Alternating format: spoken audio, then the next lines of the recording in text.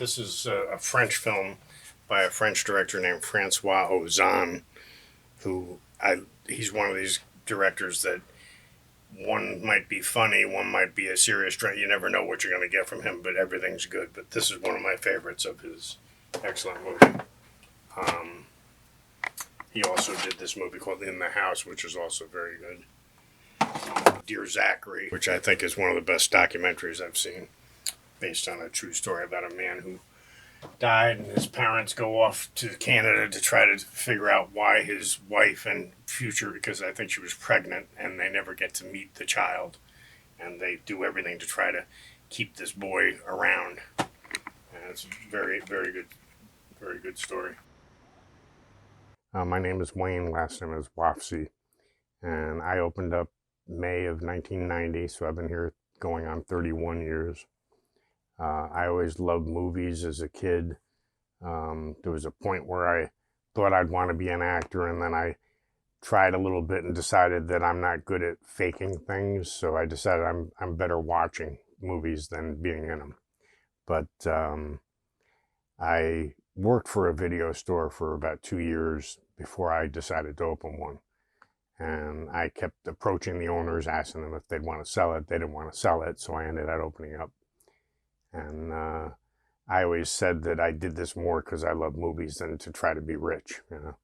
So, I mean, things have changed. Things are not as good as they were, 10 years ago. But I still love what I do, and so I kind of hang in there just because it's almost a hobby at this point. People that get to know me, I'll tell people the truth. If a movie is really awful and somebody says to me, "What do you think of this?" I'll be honest with them.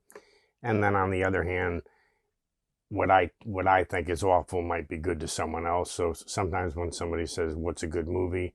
the first thing I'll say to them is, "What's good to you?" Because you might tell me that you like Howard the Duck, and I'll tell you I thought it was stupid. So what's good is subjective.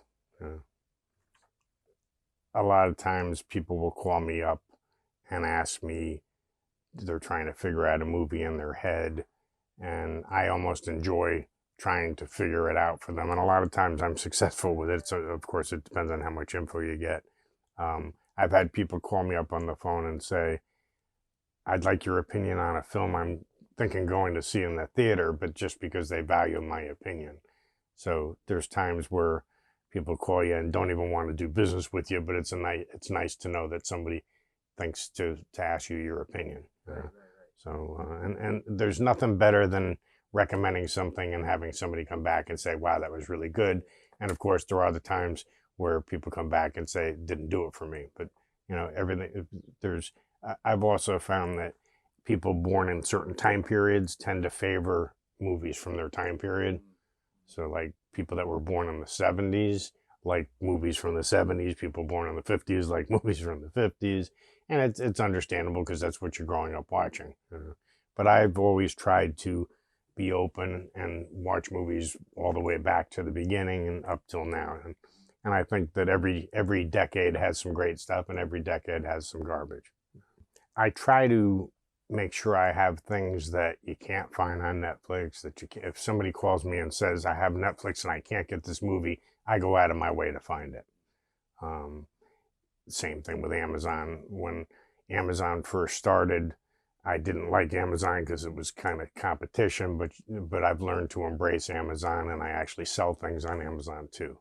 So sometimes you have to kind of embrace your competition.